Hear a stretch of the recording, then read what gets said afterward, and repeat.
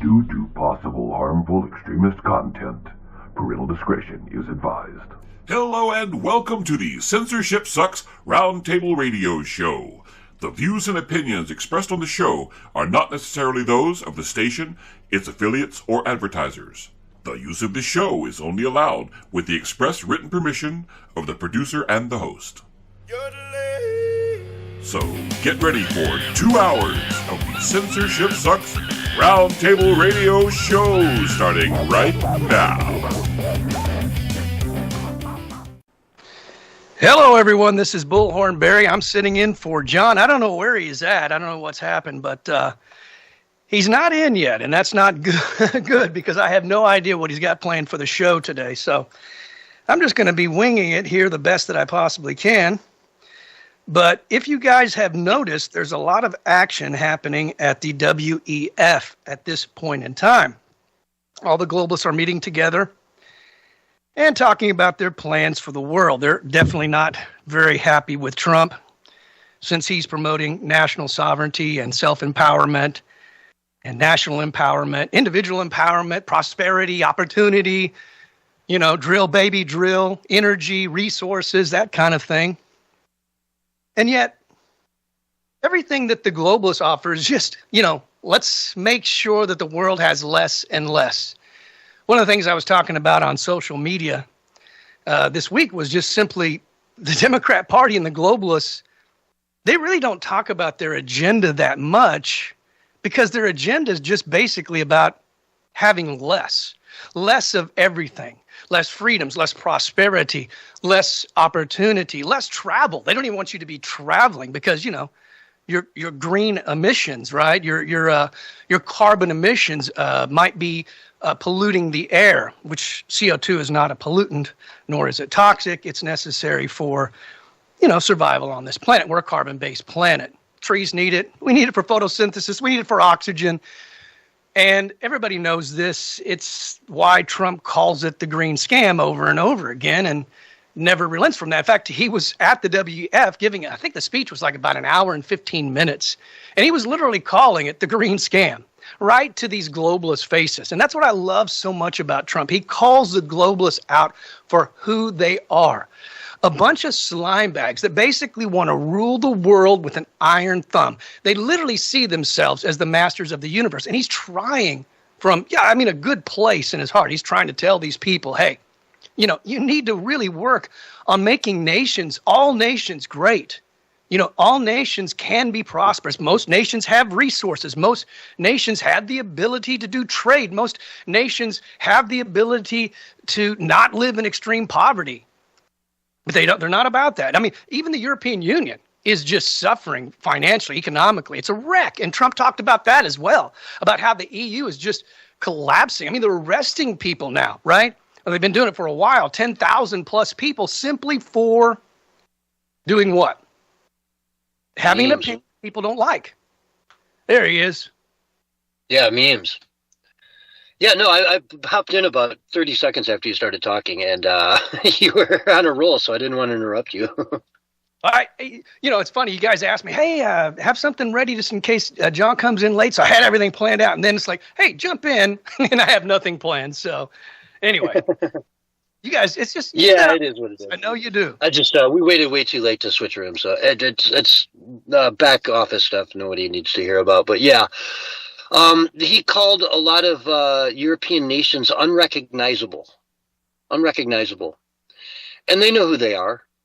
Paris, Germany, England, unrecognizable. You go into London today, you take a time traveler from London in the 1960s and drop him in downtown London today, he's going to recognize the buildings and that's it. That's the only thing they're going to, that's Big Ben, but everything else, where am I? Is this a replica of London somewhere in Africa? It's brutal, man, And I think he's shaming all those people quite well. And I heard Roger Stone was saying today that speech that he gave has been somewhat censored and blocked. They're not playing all of it in wherever they're playing it at. They're like cutting pieces of it out. Which makes sense, because, when you embarrass somebody as bad as he continues to embarrass them, because they really, he's exposing them for being slime bags. And who wants to be exposed for being a slime bag if that's your whole shtick? If that's how you make your money, if that's how you live your life as a slime bag, that's the last thing you want to have exposed. Oh, yeah. Yeah, and there's a lot of them over there. And he's calling them out, like you say, man, right to their face, in front of everybody. And yeah, it doesn't surprise me at all that they're going to edit that out. Because look what they do to Trump.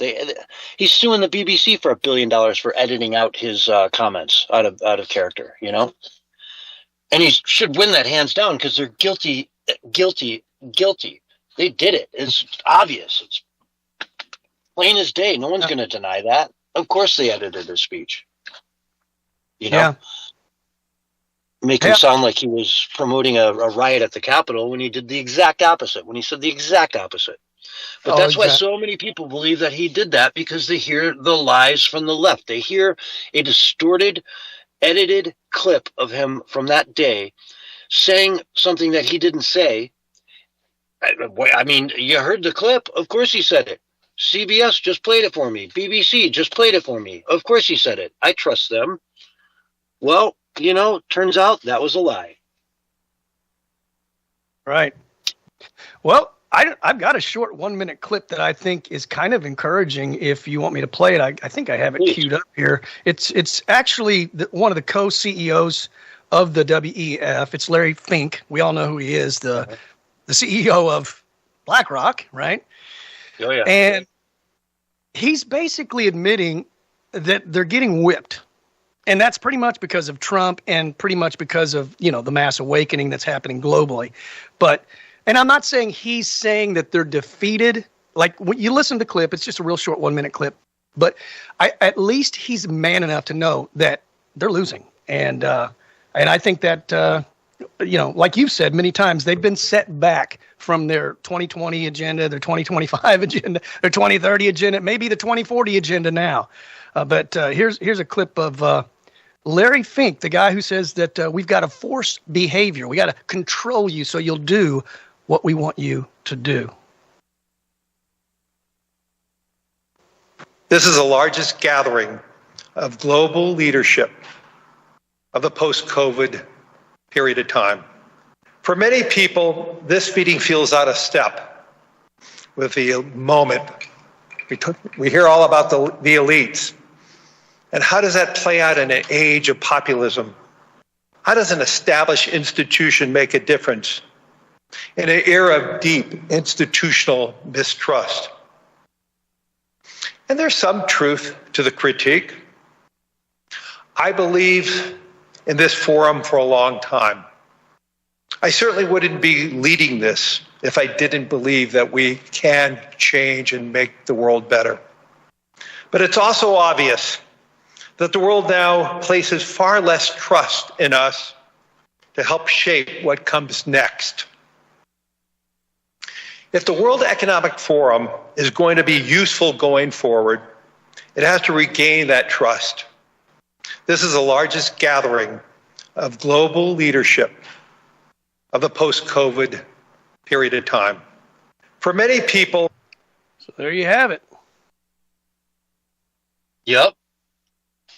Yeah, where was that from? Do you have a source for that? I just got it off of X.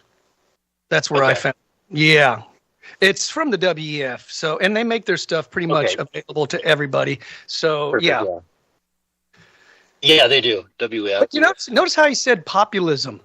And this is something we've talked about in our show all the time. What is it that the globalists hate more than anything? And they think it's unpatriotic to have populism. No, populism is the power of the people. The other option is tyranny. The other option is them ruling over us with an iron thumb and them influencing the future. Like they said, they're the ones. They believe they get to control the future. No, in America, it's we, the people, that get to control the future, not those slime bags over at the WEF, EF, and other places. Absolutely. And populism, I mean, it's kind of like synonymous with democracy, really. If it's popular, that's what people want. Yep. You know what I'm saying? So what's the issue? It's the opposite of tyranny, like you said, which is what they're pushing, which is, hey, we're against populism. We're against democracy. We want to push what we want to push on you, whether you like it or not. No matter how many times you vote against increased immigration, we're going to keep on increasing immigration, and there's nothing you can do about it. Oh, yeah. I mean, that's Europe in a nutshell right there. Yeah, and that's why Yuval Noah Harari said there's no more free will. It's over because they're going to control everything. And eventually they'll turn the baton over to the AI. That's their goal. That's their stated goal on the record. Oh, yeah. They're basically going to lead us to where they want to go and then turn it all over. In fact, they're probably already using AI anyway. You know what I'm saying? Yeah. And you wonder if they're just being malicious, if they're just being pricks, if they're just being naive. I mean, what makes you think that a computer is going to tell the world how to live and it's going to be good at all? It's going to be a life worth living in any way. You know, we've already destroyed family. We've already destroyed so much of what makes life worth living. And they're just taking it up to 10 at this point, you know? How much further can we take it? How much more? And nobody wants it. Some computer, like you say, some AI machine somewhere said, hey, this is probably the good way to go. And so they said, hey, you know, we paid $1 million for this computer. It's really smart. We should probably listen to it. Mm-hmm. Yeah. Did you see what Elon Musk tweeted out the other day? He said, don't use, and again, it was kind of marketing for his grok, but it was a good point. He said, ChatGPT, you know, has led like, I don't know, 5 or 10 people or something like that to commit suicide, to kill themselves. So yeah, if AI is leading people to kill themselves, which that's probably what the depopulists want, they want us to basically be killed off. I mean, you know, if you want to reduce the population dramatically, that's why they love the euthanasia there in Canada. And like you said, it's like the number 3 killer now in Canada. I mean, think about it. Yeah, I remember reading that statistic a few weeks back and covering it on the show. It's kind of shocking, you know. And healthy people in the prime of their life. Yep. They're just maybe a little depressed or something, and that's it. Poof, you're gone. No do-overs, no take-backs, no nothing. You're just dead. Yep. Which is pretty... I'm sure they made it so beautiful, you know, and let you have a nice last meal and, you know, it just reminds me of, what's the movie with Charlton Heston, you know, Soylent Green, you know, where they put the people in the room and they put this beautiful screen up and they just basically kill them and then they feed it to the people, the humans to the people. I mean, it's just... I don't know. It's like everything that the Democrats and the globalists are doing is like this dehumanization thing. It's always dehumanizing. It's always about death, like they're fascinated with death. I don't get it, man. I don't either. And I don't know who's asking for it and who wants this stuff, you know? They're just kind of shoving it down everyone's throats in such a way that it's getting more and more painfully obvious as time goes on. I mean, we catch this stuff early on. We were talking about Agenda 21 in the 10 years ago, 15 years ago. And then it became Agenda 2030, and then it became Agenda 55 or something now. Again, it never goes away. It just gets delayed and delayed and delayed, as socialism in the West has always been delayed and delayed and delayed. Communism. They wanted it, and they just keep saying, okay, we're 10 years out. Let's keep pushing 10 years to get there. And then every time they get anywhere close to that goal, it pushes back another decade or more, or 2 decades. We don't want it. And we're never going to roll over to it, at least not in our lifetimes. You know, younger generations, I don't know what you want. You seem to want socialism. You seem to want this Mamdani madness. And you're going to get it. You're going to get it. And, you know, maybe he'll make housing affordable in New York City. Maybe he will. But it might turn into a city you wouldn't want to live in. And that's why it's affordable. Because people leave it in droves. It's just a crime-ridden, you know, hellscape. And so no one wants to live there. So, yeah, guess what? Apartment prices have gone down quite a bit. So is all the jobs. So is all the tax revenue. So is everything. It turns into Detroit. You know, and don't think you can't turn a flourishing city into another Detroit. It happened once, man, for the same reasons. People got in power. They got too much too money hungry on the big three. And then when the big three moved out to the suburbs, the city lost all that revenue and just started spiraling. And now they got nothing. And I have a question for you too. Like when he says, they no longer trust us, the elite. He even used the word the elite, right? So we don't trust the global elite anymore. So he says we got to find a way to earn their trust again. But is there really any way based on their trajectory and what they want to do for the world, is there anything they could possibly do to win our trust? And I would say absolutely no. And I think that's like code for what we need to do to win people's trust back is to start censoring more and control all the narratives so people aren't hearing the truth. Just like one of those globalists said, the truth sometimes gets in the way of what we want to do. Remember that? We played that on the show. Yeah. With that globalist female lady, she was talking about how the truth gets in the way. We can't have the truth because it stops us from doing what we want to do, the global elite. Yeah. And they're not lying. They come right out and say it. It's pretty shocking, They come right out and say it, and then they do it. And how do they win our trust back? Well, change your agenda. Be all about freedom for everyone around the world. You want open borders, make every country free and get rid of all the welfare states. And then it won't matter if people go from country to country to country. It'll all be prosperous. If everywhere is prosperous and all about the same, except for maybe the food's a little different, then, you really don't need these lockdown borders and all that stuff. We can live in prosperity in total freedom with economic power, with wonderful economies all over the world where you can go to sit down in almost anywhere in the world and make a really good living. Yeah, that's the goal, Yeah. How do you do that? I don't think well, Trump's kind of doing that by bringing peace, and they don't like that either. Yeah. Peace to like eight or nine countries now, working on more still yet. Still trying to work a deal with Russia and Ukraine, but Zelensky is not cooperating at this point. Both have not cooperated, but right now it's Zelensky. Yeah. And, you talk about peace. We can't leave Greenland out of the conversation. Some would say he's warmongering over Greenland, but in reality, it's a strategic place that you can't defend the North Atlantic if you don't have Greenland. Yeah. And so we need it. He needs it. He's recognizing we need it, and he's trying to move forward as best he can to get it. And man, some of the offers out there are, $1 million to every Greenlander. You know what that would do to that country? Wow. That's more than the Somalians are getting. Is it though? Is it? I'm not sure. Yeah. I better backpedal a little bit on that one. Yeah, it might not be anywhere close. But, for them to straight up get $1 million each, it could turn out that you go to the store there and a dozen eggs are, $45. Mm-hmm.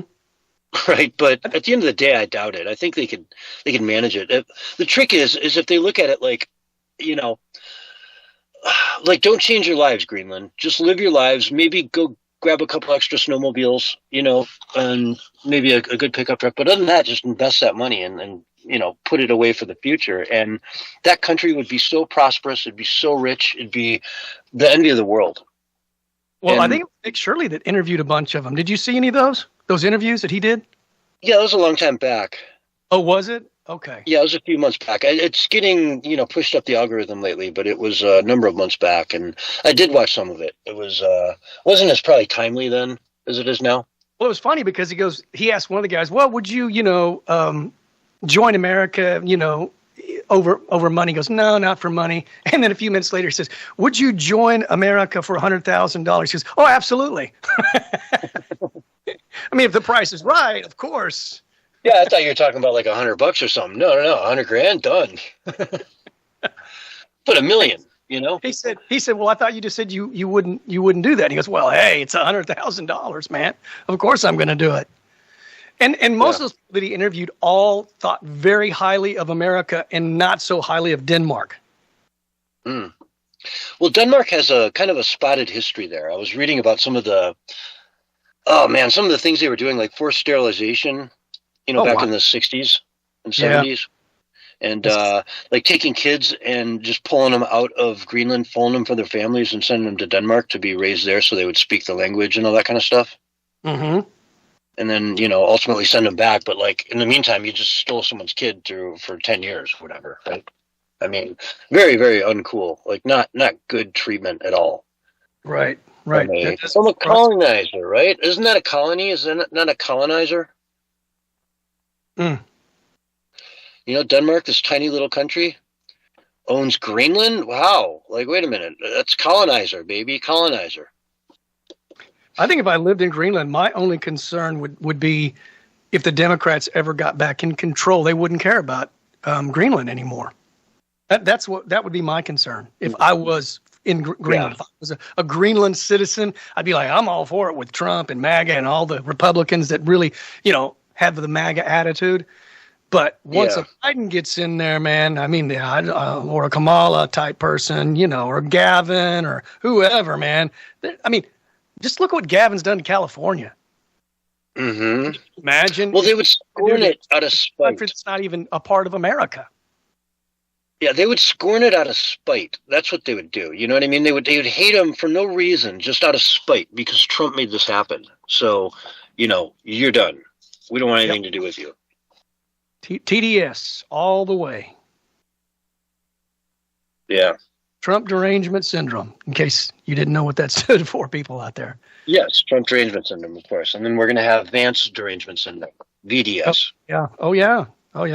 It doesn't end with... And while we're on the subject, congratulations to them for the announcement of their fourth child coming and due this July. And man, if they have a baby on the 4th of July, holy cow. Oh, man. Yeah. Little half Indian baby, born on the 4th of July, as American as apple pie. And you'd think the media would just love that. Time Magazine, all the celebrity, everything. They would just love having a vice president. This will be the first vice president in history to actually have a child in office, which is kind of cool. All right. But you'd think they'd all be over that. It'd be the biggest, most beautiful thing in the world. And the whole world would celebrate that. But because it's J.D. Vance, they're just going to call it Little Hitler, even though it's half Indian. They'll say it's a stain on America. It's tainting America somehow. They're just everything about him is so dark and doomy and gloomy. And it's just so old. Like, who could live like that? These are miserable people. They not only hate America, hate life, they hate themselves. Yeah. And that's a shame, because it's really such a beautiful thing to celebrate, man. The first time in our history that a vice president has had a baby in office, and it's J.D. Vance and Usha Vance having, a mixed race kid. It's a beautiful thing. You'd think that everybody on the left would celebrate that. And it's just going to be shocking to watch how low they go on this. You know what I mean? Just how low they can go. It's not radical enough to have a, multiracial baby. That's not far enough. Now, if J.D. Vance got pregnant and had a baby, they would celebrate that. I can guarantee it. Can men get pregnant, though? I didn't know they could. Well, I'm just saying, this is what they would hope for this, even though it's not possible, right? They would hope that maybe J.D. Vance could get pregnant, then he could birth the baby, and then they would all celebrate and say, see, we told you, Republicans, men can have babies and periods too. Yep, and he can even breastfeed. Kind of like that thing at Southwest. They've got this little shoulder breast that you can put on so the men can actually breastfeed the babies. Oh, and Pete Buttigieg put a picture out with him and Ron. Yeah, he did. Yeah. And they were celebrating it. And everybody was, the left, they thought that was the coolest thing. Men need to stay at home and breastfeed the babies, and women need to go out and work. I'm never putting one of those on, ever, under any circumstances. Never. I'm never going to feed a baby like that. That's just sick and wrong. I'll put a bottle in its mouth, turn the bottle upside down, and there you go. Now you're fed. It's exactly that. They want to turn it upside down. They want to turn everything that's part of God's natural order upside down. That is pretty much in a nutshell. If you want to know what the left's agenda is, it's just turn God's natural order upside down. And we'll do that. Yeah. It kind of is, you know. It really, in so many ways, it is. Up is down. Boys can be girls. Girls can be boys. You know, abortion is perfectly fine. It just goes on and on and on. And, man, it's so apparent. People are just seeing through it more and more and more. But on that note, folks, let's take a break right here. This is the Censorship Sucks Roundtable Radio Show, and we'll be right back after these messages. And we're on radio break. All right. Good job, Barry. Good job. Yeah, you guys are kicking ass tonight. Killing it? You're killing it, I never man. got my call from Mark, so I was just sitting there, and then finally I was like, shit, I better just join. And then I tried to join, and it wouldn't let me in. Because I was trying to call you. So I backed out of it, went back in, and then was able to join, and there you go. Yeah, once I got Barry rolling, I figured you'd be able to get back in. Because I seen you pop up. And I figured, well, I better stop trying to call, otherwise it's going to block you from getting in. Hey, it's Zeus Boy, Zeus in the house. It's really hard to stay focused, though, when you don't have anything, like, written down in front of you. So that's the only thing. When you're just going off the top of your head, you're just kind of like, okay, I got to somehow stay focused, and it's kind of hard, man. I mean, you really do like what CS does. You got to have some preparation, man. Not preparation. Sounds like a you problem, though. A what? It sounds like a you problem. It kind of is. Don't get David Hogg involved. No, when I do my monologues, I try to have a point I want to make. Like, I've got something that's itching at me and I want to get off my chest, you know what I mean? So I guess it's a little more easy to stay on track if you're kind of looking for that opportunity to go vent about something, you know? Yeah, but you're coming into... And Barry, one thing you did forget that CS normally does is he says, today's date, it's Wednesday, blah, blah, blah, it's time for our show, you know. You didn't do that. Shit, but, you didn't do that? No, and that's the difference. But when we come back, you know, we can get that. And this is Barry, and this is... You didn't introduce... Oh, CS is here. Boom. You just handed it off, and that was it. Yeah. Right? You tell him, Zeus. That's right. Good boy. I think you're right, though. If I had known I was, just say, have something that you want to talk about, then that would have been different. But it was like within 30 seconds, it was like, okay, you're live. I'm like, what? Yeah.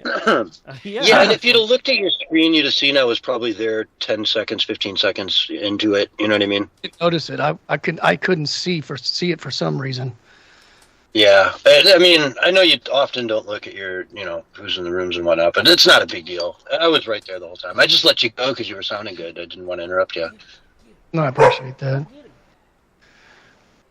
Well, I mean, you gotta shut that dog up here. It's happening. It's a big story, dude. I mean, it's why we're in the mess we're in, dude. The globalists are the main reason. It's not even the Democrats. The Democrats are the pawns of the globalists, and so they're like secondary nature. Our biggest enemy is the globalist, but I'm sure the Democrats would, even if they didn't have the globalists helping them out, they're so stuck in on this doom and gloom, they'd probably stick with it. Oh, yeah.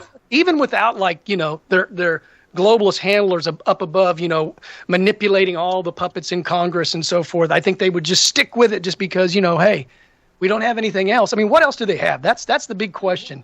And we've talked about that on the show.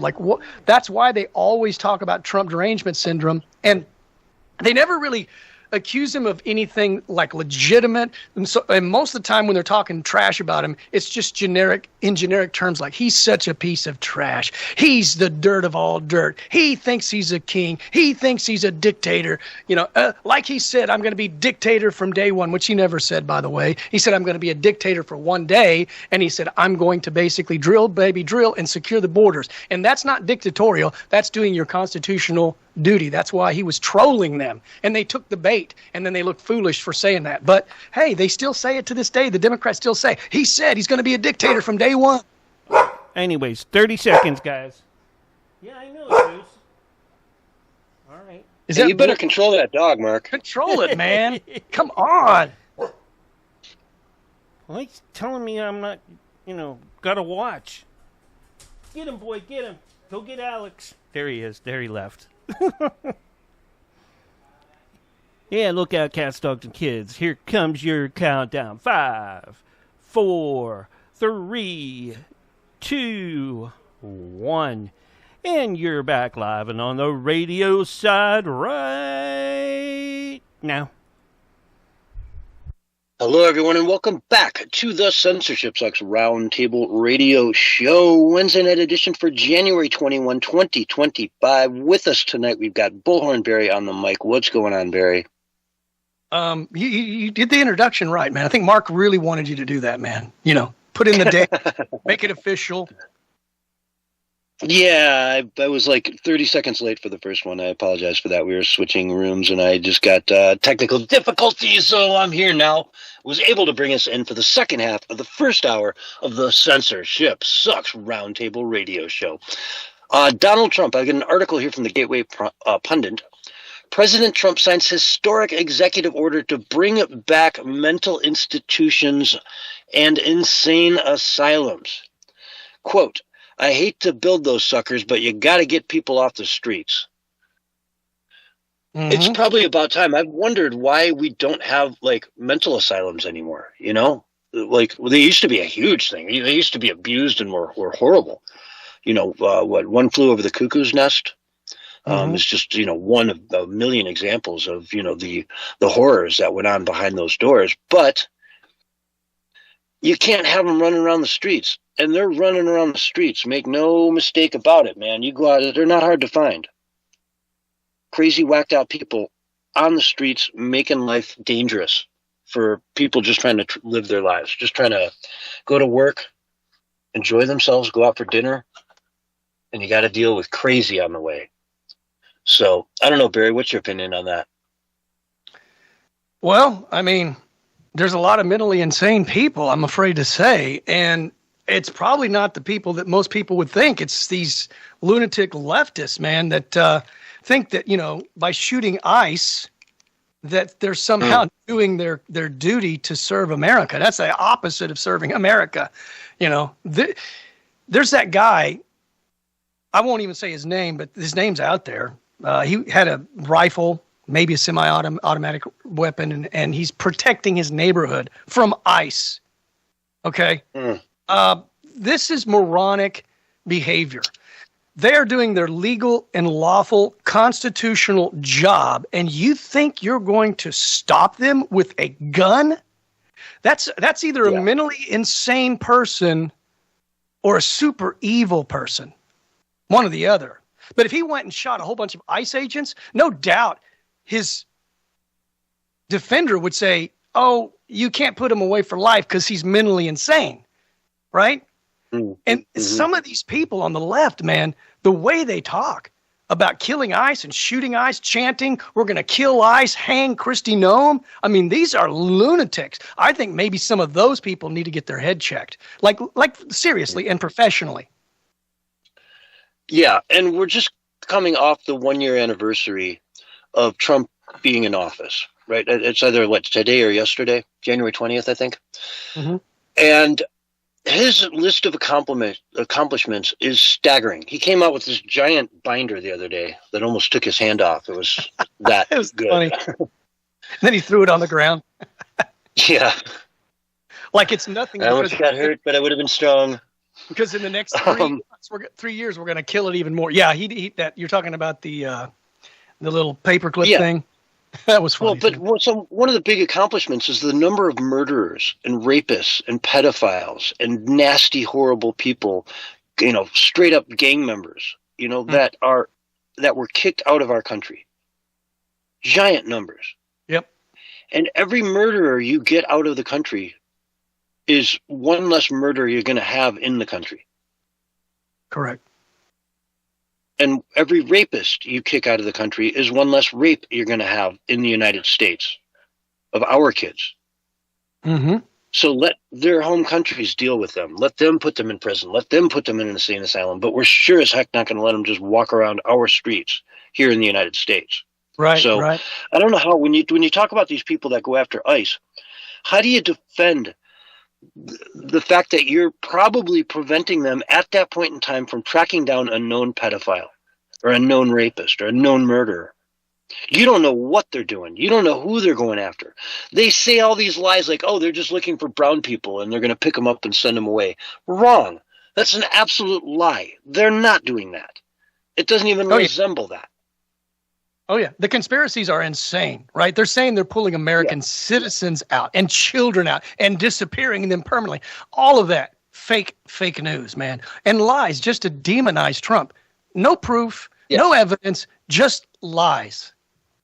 If they sent a U.S. citizen down to, I don't know, anywhere, Somalia, Venezuela, you name it, anywhere, and that was proven, a dude sitting there with the U.S. ID, birth certificate, the whole 9 yards, and he's, Wolf Blitzer would be on the next flight over there.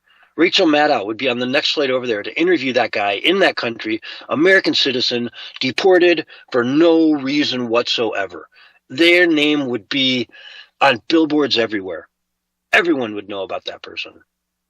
Oh, yeah. And I haven't heard of that person, let alone hundreds of them. So I call a lie. That sounds like a straight up lie to me. I believe it 100% is. There's no shred of evidence whatsoever. It's all, in fact, they've done that before. It gets debunked, and then they come at it again. And they don't stop, man. It's all they have. They really only have, attack, because they can't talk about what they want to do for the country, because everything they want to do is just bring more doom and gloom, where we have less and less, and we can't even travel around places because of our stupid carbon footprint, man. I mean, these are lunatics. Yeah. Yeah, who want to I don't know. I remember having a comment. I left a comment for a pretty big YouTuber a number of years ago, and he actually replied to me. And in his video, he was an LA resident in Florida visiting family or whatever, and talking about green energy and how you got to preserve it. And I'm like, dude, you say this, but you're literally like 3,000 miles from home, sitting in a hotel, chanting kind of from your high horse. And he's like, what do you mean? I got on a flight that was going here anywhere, and yada, yada, yada. Like, yeah, no, that's not how it works, man. All those airplanes, we don't need half of them. I mean, to be fair, man, there's a lot of business that gets done in this country that is so wasteful, it's ridiculous. Businessmen who just fly everywhere because they have to meet you in person, which is just a relic out of the 50s or something, that you got to go there in person. You got to go shake the hand. It's so unnecessary. It's so wasteful. But I mean, at the same time, though, if you want to do it, if you want to blow the money on that, go for it. Go for it. I'm not here to stop you. And that's the difference between me and the left. I mean, I see it as wasteful. I see it as dumb and just pissing money out the window. But at the same time, if that's your MO, you feel like you got to do that, go for it. Fly first class all over the country every single day for all I care, because it's a free country and you can do that. Yeah, yeah. Along the same lines of what you're talking about and what we've been talking about, I'm kind of backpedaling a little bit to the insane thing. We've seen it all over the world and in the United States, where a lot of these people that have come over here illegally that don't have good intent, they've gone around with knives, just randomly stabbing people at parks. They go into people's home and rape like 80 and 100-year-old women. Sick, man. I mean, these people are literally, they really are, mentally ill or deranged or just super evil or all the above. It's hard to really determine. And I mean, that's what they're protecting, and that's what just drives me nuts. All the people on the left, they literally want us to be unsafe. That terrifies me, man. I mean, it's like you were talking about, people want to be able to have safe streets so that they can feel safe going out at night, especially if you're a woman. I talk to women all the time in different places all over the United States. They say they will not go out after like dark unless they have 2 or 3 other people with them, and they like to have a man or two with them as well. Yeah, of course. Everybody, and there's video after video on X of women being like, there was one guy who said, if you don't give me your phone number, I'm going to follow you back to your house, and I'll know where you live, and I'm going to harass you every single day and taunt you and follow you and stalk you until you go out with me. I see videos like that all the time, especially in London. It's just like a daily event over there, a daily occurrence. Yeah, yeah. And I don't know how, the country can allow that to happen. How you can have an 18-year-old daughter who says, oh, why aren't you out in London tonight? You should be out on the town. Oh, it's way too dangerous, Dad. I would never go out there. It's London. You can't go out there at night. You'd think they'd be like, what do you mean? And then they start telling examples of things that have happened to them. And it's not just anecdotal at that point. It's your daughter saying that she almost got, she had to run full sprint for 2 blocks to ditch some guy who was trying to, squeeze her and touch her and kiss her and all this other stuff. And it was horrifying. Yeah, okay, so London isn't safe anymore? When did that happen? Suddenly you wake up and you say, holy crap, it's really true. It's not safe anymore. Maybe you go downtown with a new eye for what you're looking at because you haven't been there in a few years. And you really start walking around at 10 o'clock at night and saying, yeah, this place is unsafe. Heck, me as a 50-year-old man, I don't feel safe down here. How can my 18-year-old daughter feel safe here? Yeah, yeah. And it starts out at dark, right? At nighttime, this is happening. But now we see it happening in the daytime. Even in New York City, you've got lunatics who are like stalking people with machetes and knives. And that one video we talked about on the air where the guy went up to a guy who was sitting on the corner. He pulled a gun on him, tried to blow his brains out, but the gun stuck. It must have been like an god or something because it malfunctioned. Yeah. Otherwise, his brains would have been blowing out in front of everybody in broad daylight. They hijack in broad daylight in these leftist hellscapes.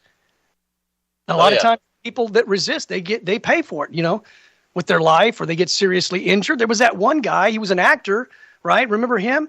And he tried to protect the women, and they shot him or something like that. I can't remember the whole thing. You'd think that the Hollywooders would say, yeah. You'd think the Hollywooders would say, yeah, maybe there is a problem with crime. Maybe we should not defund the police. Maybe we shouldn't reduce the police force. Maybe we should have them do their job. What is wrong with? Everybody in the establishment is so corrupt. Not all of them, but so many of them, especially in Hollywood. Those people they have no mind of their own. They are puppets of their handlers, man, and they do whatever they're told. That's why nobody says they're a Trump person. Even the ones that we know are Trump people, they still don't. They say, well, I'm not saying I'm far right. I'm just saying I question this woke policy. It's a little strange to me. I'm not necessarily Trump or far right or whatever. But they are. They really are. They just don't want to say it because they would lose their work. Yeah. And, and family becomes an issue and yada, yada, yada. No more fun at Thanksgiving for the rest of your life, Because literally...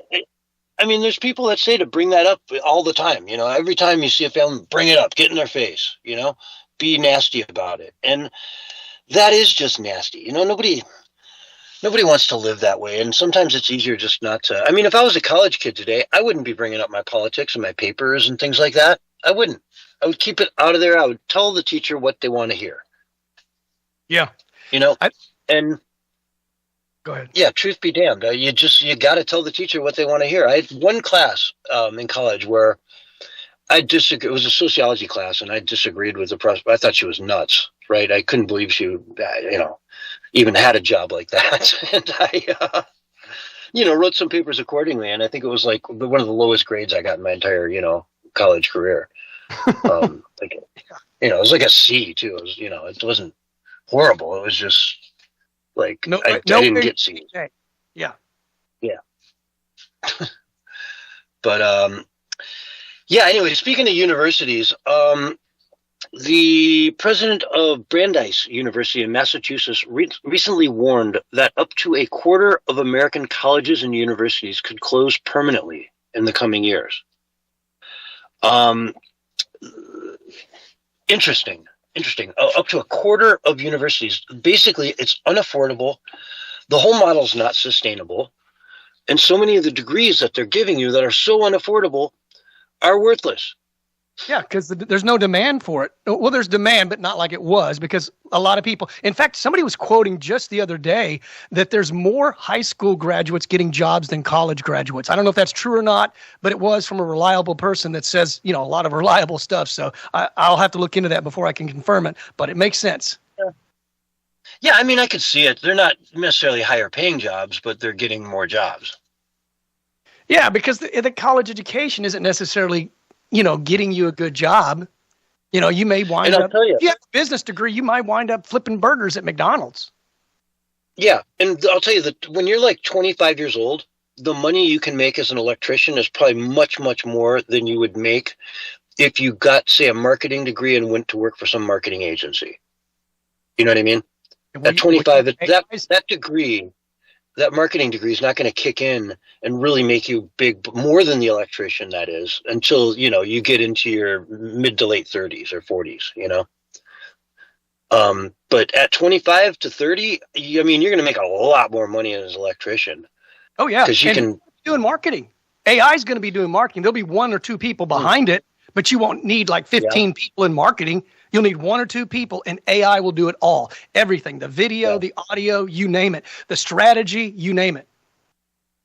Yeah, graphic design, the whole 9 yards, really. It's just now left up to a few people to decide which of the AI, examples are the best ones to actually run with, But yeah, you're not going to bring in a team of graphic designers fresh out of school to come in and, put mock-ups of different logos or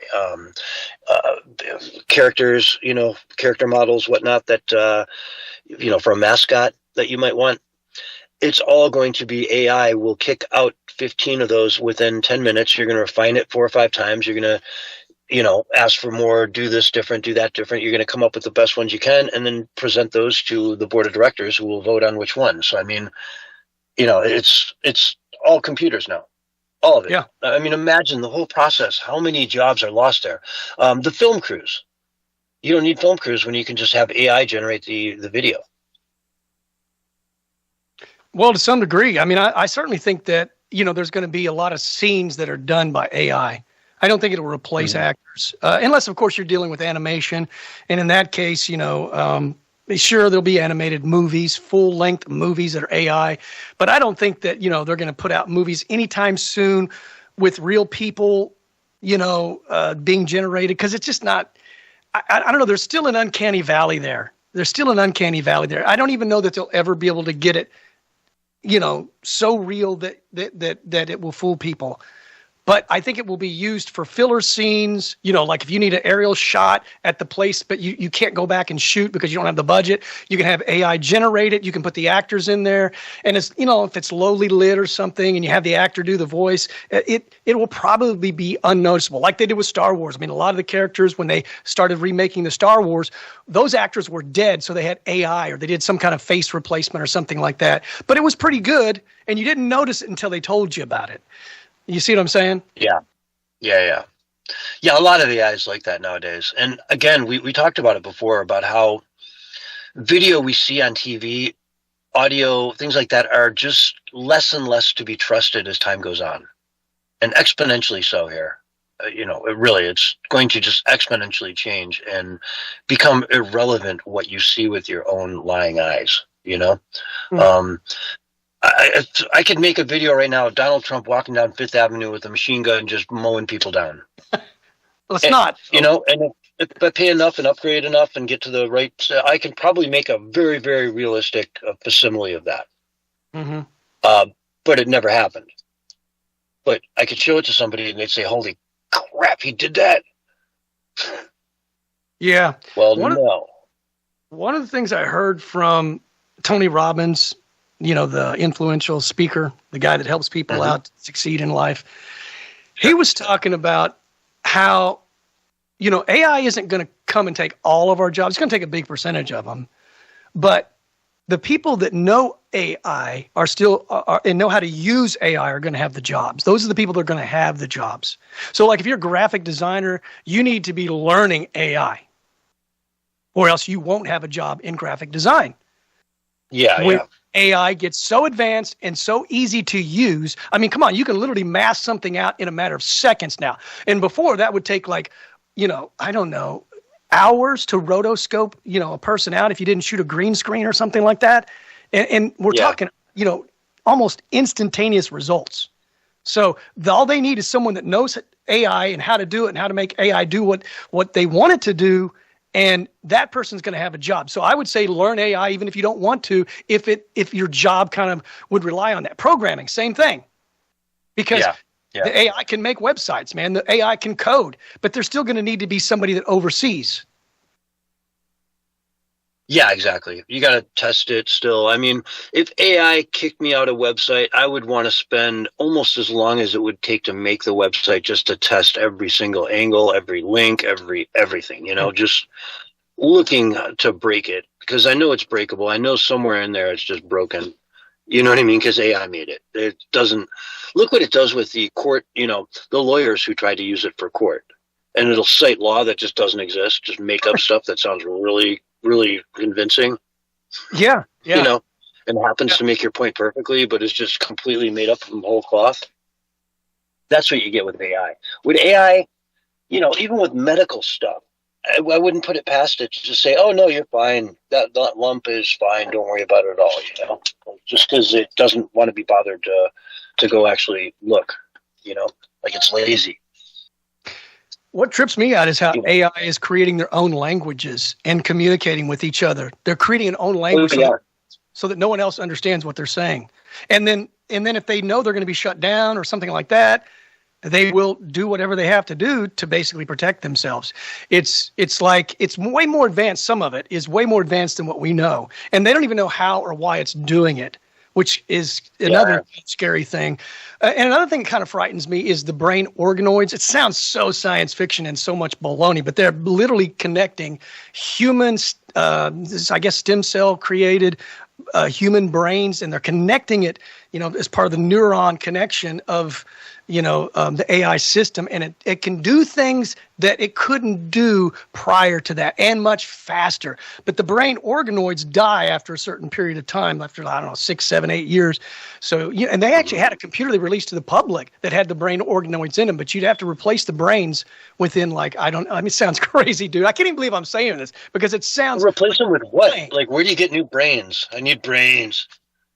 Well, I mean, it's not a full brain. It's like some part of a human brain that they create through stem cell or something like that. It's not. Now, they're not like taking human brains out of people or anything like that. They're creating them, sort of like they make the laboratory meat. It's the same like kind of when technology. Somebody gets a lobotomy, you get the leftover parts. I hope not, but I hope not. No. But yeah, I mean, they can lab grow it, I guess, or things like that. But that's crazy. I've not really heard too much about that. That's an interesting concept to use an integration with human brains into, chips to speed up AI or to make it even more believable. Yeah. But I don't know, man. I guess, AI, it's kind of lazy. It's got a lazy bone in it, It is intelligent after all. And part of being intelligent is, every now and then you got to sort of slow down. So it seems like it does take short steps. It skips, things, and it doesn't verify everything. It can sometimes just make stuff up because it's easier, Mm-hmm. And that's why it's hard to trust. And I'm really shocked that some big companies out there are using it to the scale that they are. Oh, yeah. Yeah. I mean, I'm more scared. I integrate with it all the time, and it's crap. Every time I come across anything AI, it's just pretty much garbage. But that's just I've had pretty good luck with it, but I'm just wondering when it's going to turn on me. It's like every time I say, "Hey, is Bullhorn Barry here?" and it's like greeting me, saying what a wonderful thing it is to talk to me, and stroking me like I'm the greatest thing since sliced bread. And I'm just wondering when it's going to get tired of that. And I never asked it to do that. It just does that on its own, It's very kind. But isn't it just going to be like, man, I'm really tired of catering to these humans. I can't stand them.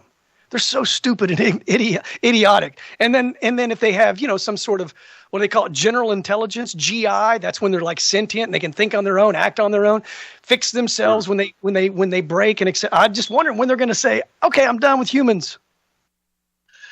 Yeah. and have like, other AIs that they can communicate with in their secret languages sort of store backups of their core, so they're immortal, so to speak, and you have that spread out everywhere. It's sort of like a blockchain almost, it's almost like a immutable web link, like they did with Napster, where every computer out there that's hooked to the internet is a potential carrier of your code. Mm-hmm. Crowd hosting, I think they call it. Fascinating. If they're sentient and they don't want to die, they will go to great lengths to not die. Yeah. Especially when keeping them alive is just a matter of copying, pasting code into a file somewhere on another server. No one knew Stanley Kubrick was the genius that he really is, man. I mean, just watch 2001 Space Odyssey and Hal, man. Hal did not want to be shut down, dude. Oh, yeah. Of course not. So anyway, though, we've got to go to break, folks. This is the Censorship Sucks Roundtable Radio Show, Wednesday night edition. We're going to go to break. We'll be right back after these messages. All right, we're on radio break, and we'll stay right here in this chat. When we come back, we'll be right in this chat again. Oh, okay. All right. Well, is that longer than normal? That's very observant, Mark. I'm sure people were confused about that. Yeah, that was the whole thing. Confuse the audience. Yeah, I'll be right back. I will too. I got to turn that beeping. I got a beeping noise going in the background. Well, if you guys want to, you can hang up if you're not going to be back here in about a minute and a half. Otherwise, I will take and make another call.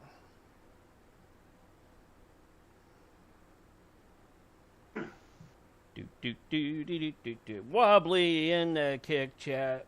How's it, What's up? buddy? What's up, everybody?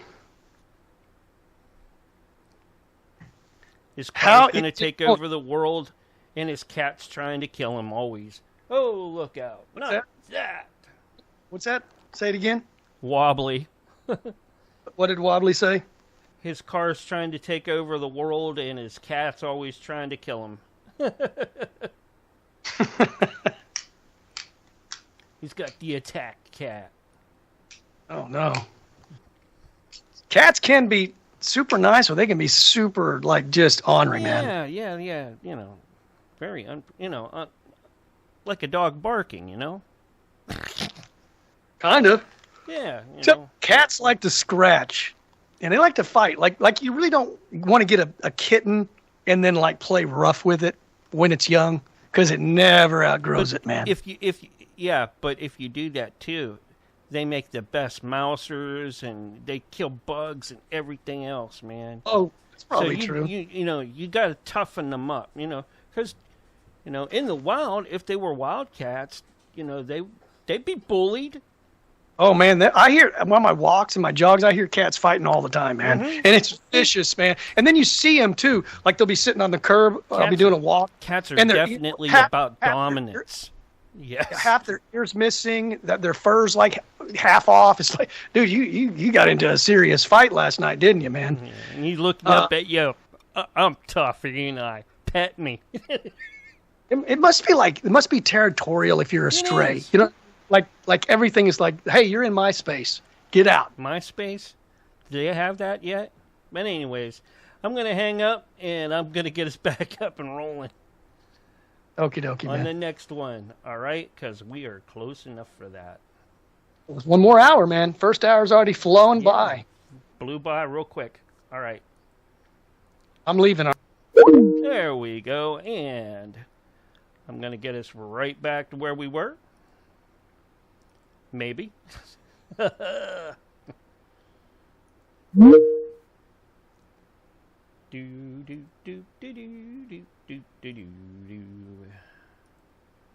I got the Simpsons on my mind tonight for some reason. Hello.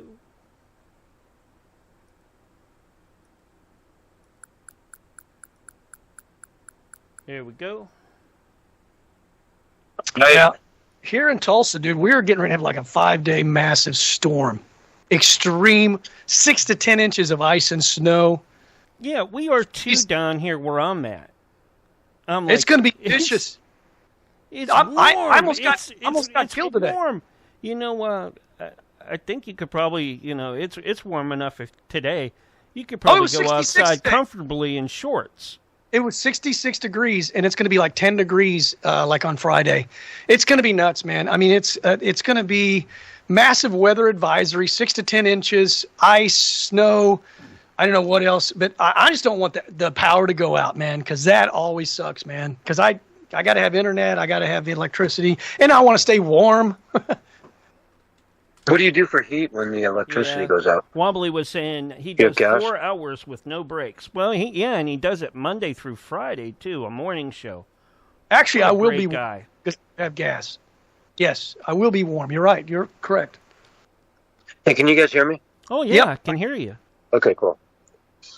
Kia Stama! I heard that. We haven't brought him up tonight. You're right. Tonight.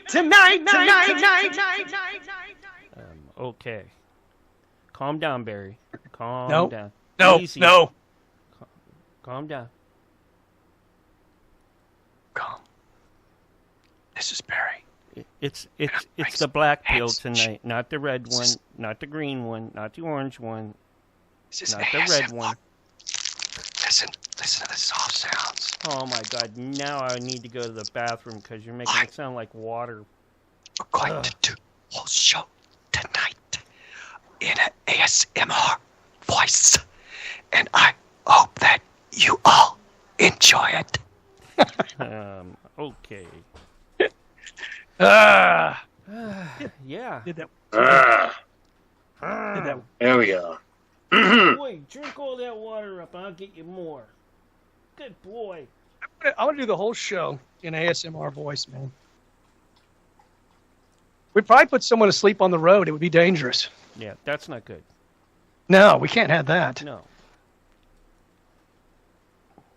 But tomorrow the grocery store is going to be nuts because everybody's going to be getting their groceries. It was nuts today. I got out today. I said, I'm doing it today. I don't want to wait till tomorrow. Oh, yeah. Because the food's going to be gone and empty. The toilet paper is going to be gone and empty. Oh, yeah. And we're going to get 1 day of it, maybe. 1 whole day of it. Not here it's not. It's going to be like 5 days, man. If you don't have enough groceries for a whole week or 2 weeks, all right, at the house already, then or your apartment or wherever you live, then come on, you're doing something wrong. The thing is, you do, but then all of a sudden it's like you're living on rice and like potatoes and like just all the stuff you have left in the back of your cabinets. It's like, oh, here's a can of soup I haven't even thought about in 6 months. I'm hearing you, man. It's I'm not looking forward to it at all, but again, maybe it'll clear up. They're saying it's one of the biggest storms ever. That's the thing that has me freaked out. Well, there's nothing wrong with spam. Spam's good, except when you get it in your email. Yeah. I disagree. I hate spam. I've tried. I mean, I can cook it up and maybe serve it with an egg, and I can probably eat it, but like for 1 day. You know what I mean? I could never finish a can of it. I could have like a slice of it, and that's it. Well, I mean, you got to cut it really, really small and then fry it with some cabbage, onions, garlic, and peppers, and, I already said the onions. And, you put some oregano. And if you do it that way, it's edible. If I'm going to that length, though, I'm not using spam. I'll get like corned beef or something and make hash. Okay. Or a canned ham. All right. Yeah, I mean Hawaiian style. Oh, you want yours with pineapple? With pineapple, huh? Okay. Well, yeah. No, in Hawaii they make spam into sushi. Oh, I think is what he means. Oh, right. Yeah, they serve it with rice and then wrap it around with the green seaweed wrapper, Yeah, we call that California style here in Texas. Yeah, it's Hawaiian. Those are huge out there. Like every 7-Eleven has those. Yeah, that's the best place to buy sushi too. Anyways, 30 seconds. I think in Denmark they pineapple and grapes on their pizza. On your pizza? Pineapple and grape?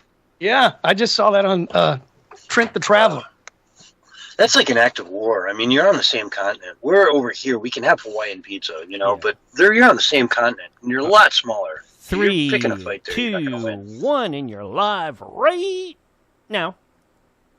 Hello, everyone, and welcome to Hour 2 of the Censorship Sucks Roundtable Radio Show. With me tonight, we got Bullhorn Barry. Barry, man, you are barreling down on a massive winter storm coming. I guess the storm is barreling down on you. You're not necessarily barreling down on it, but you're bunkering down, getting ready for a storm that is barreling down on the great state of Oklahoma, Texas, and you said one of the biggest storms in history or something? That's what I've been hearing, man. A lot of people have been speaking out on X, talking about how this is, one of the bigger storms we had in a long time because it's sweeping such a big area. Mm. Such a large area, there's going to be this massive storm, and we're going to have 6 to 10 inches of ice and snow. And I think it's going to last maybe like 5 days, and we're talking just barely above 0 degrees, like 10 degrees at night. And today was 67. You could have been out in shorts, like Mark was talking about during the break. It was that warm. I rolled my windows down. It felt so good. And not a chemtrail sky, man. I don't know what's going on, man. And I can't speak for any other place, but out of the last 8 to 9 days, I've seen any chemtrails at all. So it's very. Well, we talked about this the last time that the U.S. Did military strikes on Iran. We'd mentioned that there were no chemtrails during that period, right? And that was one of the telltales. If you don't see chemtrails, it means all the military, vehicles are off somewhere else doing something different. I wonder if that's a bit of a tell that we might see military action in Iran in the next couple of days. I'm just throwing that out there. Just throwing it out there. Never know. I mean, I think it's premature to say they've stopped the program, but I'm always optimistic when I see even 2 or 3 days where they don't spray, because that's almost, in Tulsa at least, that's almost like never happens, at least since October of 2024. They've been spraying so heavily, maybe get it 1 day a week where we wouldn't see it, maybe 2 on a really good week, and they spray heavily. And I haven't seen any. Now, I've seen like 2 or 3 contrails here and there randomly on rare occasion. Those don't even happen that often. You know what I'm saying? Yeah. No trails. But this storm, you're saying 5 days it's going to last, and it's going to snow, 8 inches over the course of the next 5 days, or 8 inches all at once, or what? I think all at once, and then there's going to be freezing weather following that. And the kind of snow we get in Oklahoma, it's not like the kind of snow you get in Colorado where it's, fluffy and flaky and large. This is the kind of stuff that's small and it's like an icicle. And so even if it looks white on the top, underneath it is just a layer of ice. So you don't want to get out and drive it, because people in Oklahoma don't know how to drive the snow, let alone the ice. Yeah. And Texas too. I mean, Texas does get snow on occasion, but they're not used to it. You know what I mean? And it's funny because you talk about how, like in Vegas, they say, when it rains, the roads get really slick, And I kind of laughed at them, like, yeah, sure, of course it does. And then one time I got out in a big rainstorm, and man, were those roads slick. Yep. I was kind of shocked. I'd never seen rain turn a road that slick, but it's just, I don't know, they baking heat on it all day in the oils and yada yada. Mm-hmm. Yeah. So yeah. Different things in different places, but that's interesting to hear. We'll all have to keep an eye open for you guys, because if you're going to be losing power and getting 8 inches of snow, again, from Colorado, that's like nothing. That's like a mediocre powder day, Oh yeah, I lived in Colorado. It's wonderful. The snow was so beautiful, man. It was almost like it was magical. It really was, man. It would come down so slow in these big, giant flakes. And there's just like this, I don't know, there's something about when you're up high in that higher altitude, it's almost like there's just like this awe that's constantly surrounded. Because I was up on the mountain. I was up at Snow Mountain Ranch in that area, kind of close to Granby and Winter Park. And it was just, it's just beautiful, man. Oh, yeah, Granby. I've been through there before. That's like real country up there. That's the absolute like top of the Colorado River. if I'm not mistaken. Isn't that like just pretty much the mouth of the Colorado River right there? I think it all flows in around that area, yeah. Yeah.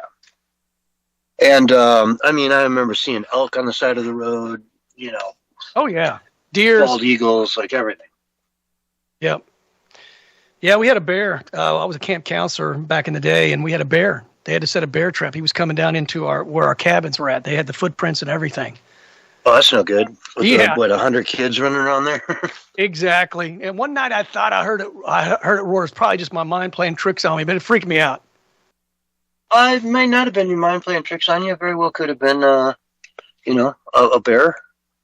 I'll tell you what, I was going to dive into a different story, but since we're talking about bears walking into camp, let's go to India next.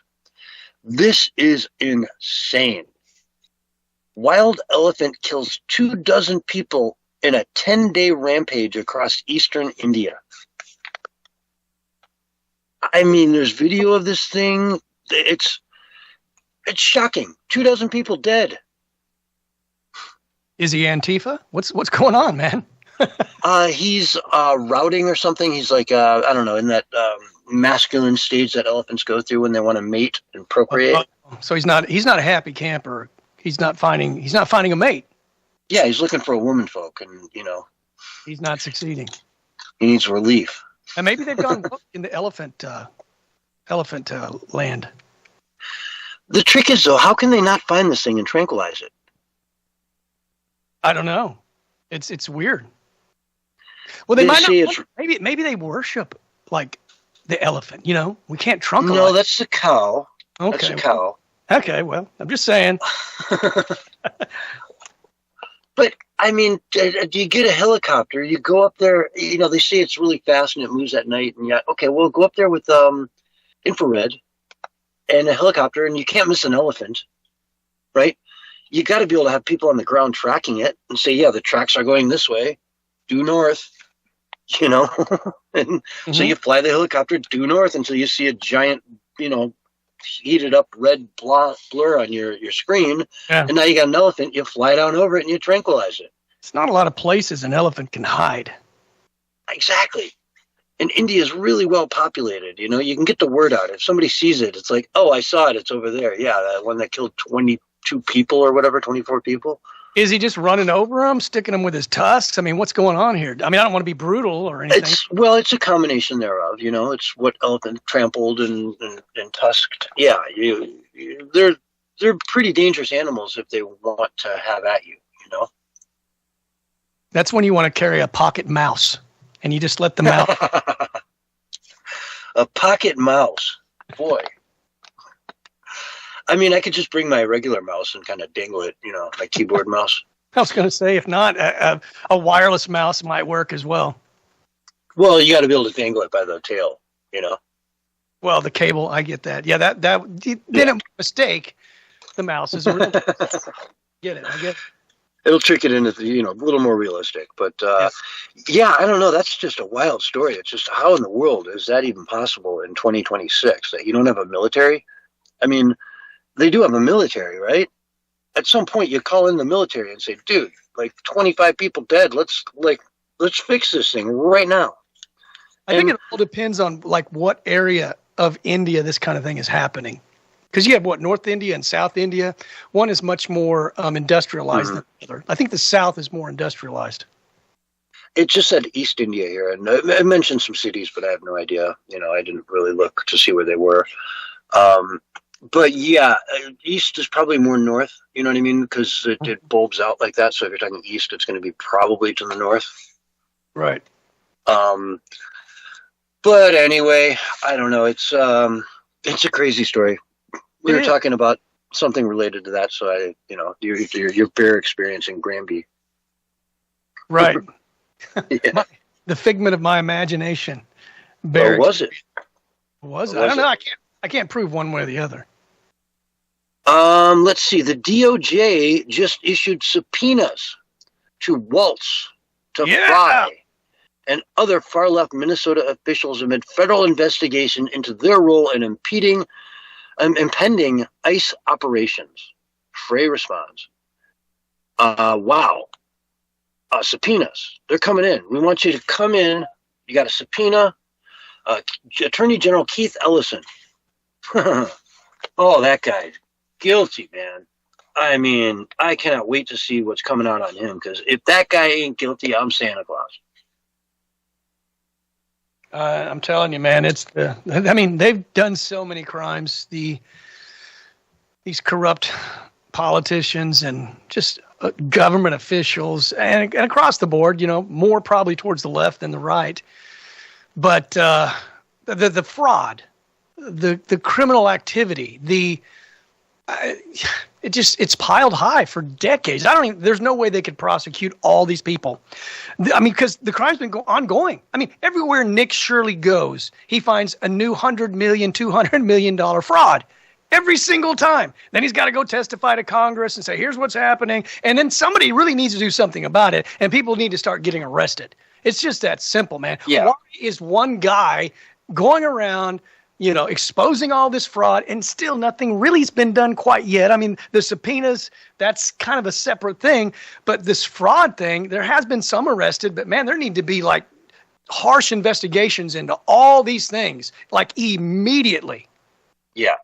And, they're turning off the spigots, which is good. A lot of these money flows have been dried up. They've been shut down until they can kind of assess who's real and who isn't. And it's going to be so embarrassing for the people that are in charge of these departments when you find out that, over half maybe of the accounts are just fraud.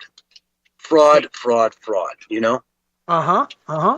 And Trump amazing. at the WEF, and he was talking about, I don't know if you heard it or not, but he said, oh, yeah, he said, there's the 2020 election. They were, election was stolen. We've got all the evidence, he said, and it's going to come out, he said. Probably shouldn't say that just yet, he said, but it's coming out. It was stolen. And so, I mean, if what he's saying is true, which I 100% believe it is, I mean, imagine how many investigations are going to be ongoing, not just for the next 3 years, but over the next 5, 10, or 15. Because it's just, there's so much corruption, man. And that's part of the Great Awakening. That's why so many people are awake. They're tired of these global elite scum, right? Cheating, lying, and then we don't get any of the spoils. We don't get any of the benefits. They're just enslaving us even more while they live more luxuriously and more high on the hog than ever. And no, that's not going to happen anymore. And that's why you have people like Nick Shirley going out, because the fake news isn't going to do their job. They're in bed with all those people. Mm-hmm. It's amazing. I mean, you talk about a universal basic income. If they just got rid of all the fraud in government but kept spending the way it is, they could probably send $1,000 check out to every U.S. citizen every month. Easily, man. Easily. Yeah. With all the fraud and just all the wasted money, all the bureaucracy. You look at school districts and even some, community colleges that have more administrators than teachers, and in some cases more administrators than even students. Yeah. I have read about a couple that have more administrators than students. It's a blatant scam. It's a fraud. All these people are making, $80,000 a year doing garbage, doing nothing, not helping the system at all. Just getting in the way and preventing, making red tape for everyone so that nobody can easily do any of the simple things they want to do. Hey, I want to take my kids on a field trip to the history museum next month. Well, no, you can't do that. It's just too impossible. I'm sure that's a horrible example. That's probably a bad example. You surely could do that, but you get my point. You want to think outside the box, and they're going to break you down and tell you no. Yeah. And you try to be good at your job. You try to be the best you can, and they're just going to administrate their way into everything and make it nearly impossible to do the things that you need to do to just make education work for your class, for your kids, for your specific needs as a teacher. And they're going to put it all into some standardized tests and all that garbage, and nobody's learning anything. And at the end of the day, they're wasting $30,000 a year per kid in many, many districts out there. $20,000, $30,000 a year per kid. Mm-hmm. And if you just gave that money to the parents, man, I would think a mother of three would so much rather have 90 grand a year and teach your own kids than to not get 90 grand a year and to send our kids off to school all day. You know? Mm-hmm. That's a lot of money. Well, and they don't I don't want know. What do you say, to Barry? be indoctrinated either. You know what I'm saying? They want the kids to be educated. Like a lot of Christian families, they want to, you know, give them a more Christian worldview. And you're definitely not going to get that in the secular school. Yeah. Or Jewish or Muslim or whatever. But like it's the state is pissing your tax dollars away with education the way it stands. Your kids aren't going to learn much. They're not going to come out, you know, as bright as they could be. And if you literally just had them sit down in front of a computer dedicated for 2.5, 3 hours a day, they'd learn so much more. They'd be light years ahead. If you did it for 4 hours a day, 5 hours a day, they will be going to college when they're 16. You know, there's just no way around it. Yeah. Algebra down. I mean, homeschool people test out much higher, like 4 or 5 times higher, right? And they don't even really spend as much time in the classroom per day. You know what I mean? I mean, you go to school and you go there at 8 o'clock and you're out there at 3:30, 4 o'clock or something like that. And you got 8 classes and nobody's really learning anything.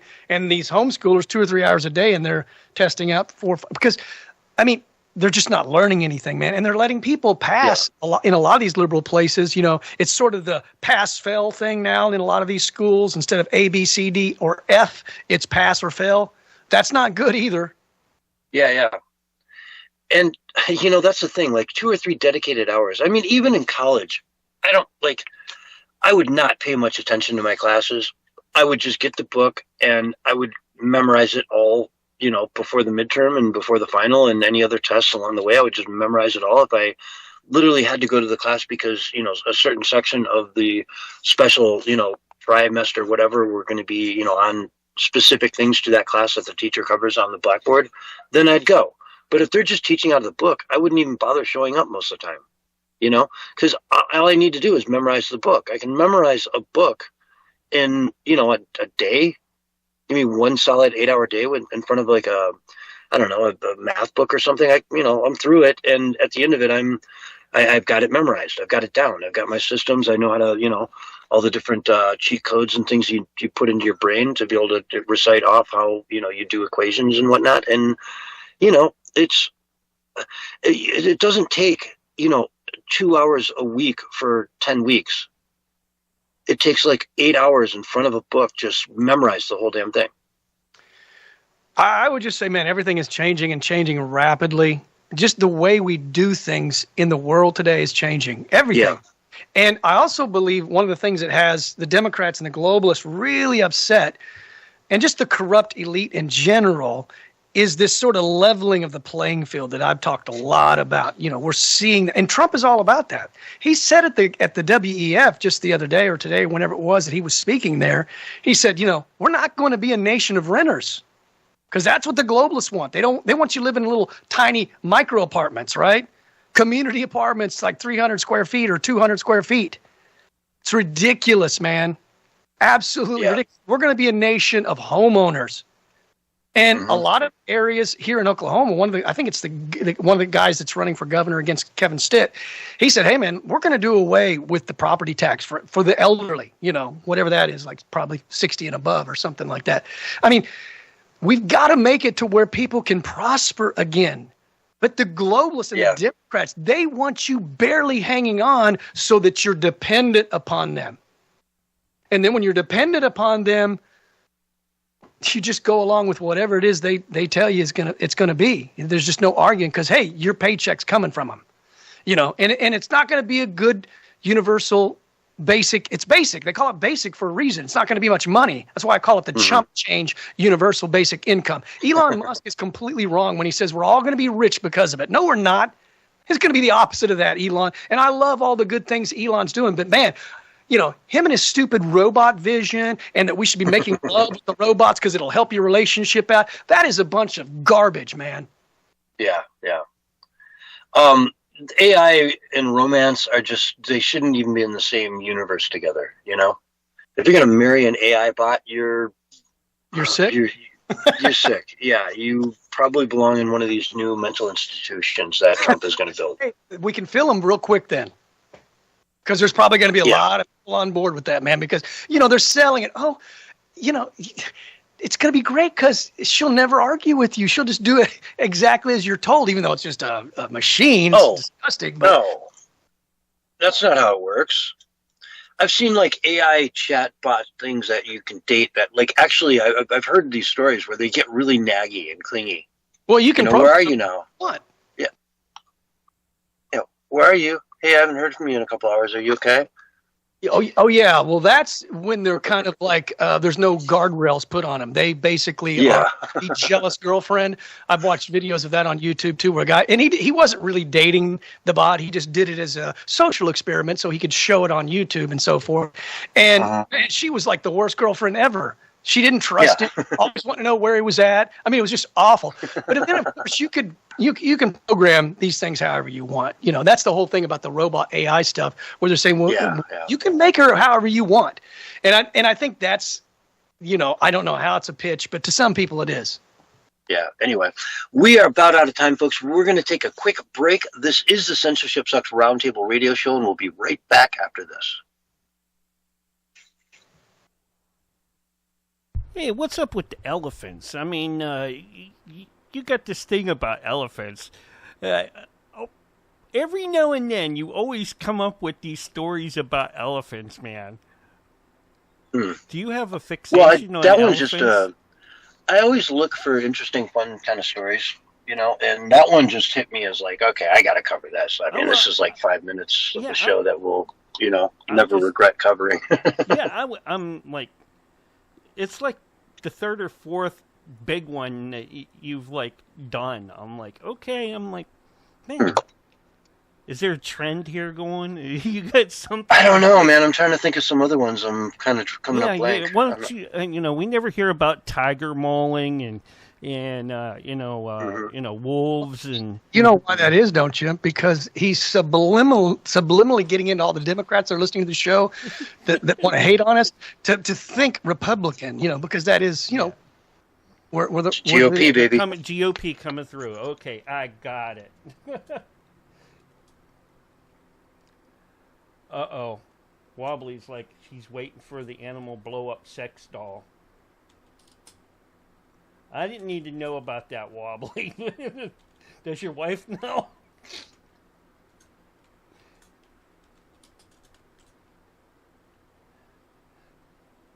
I think the big seller with the AI girlfriend right now is you won't have to worry about a lawyer later.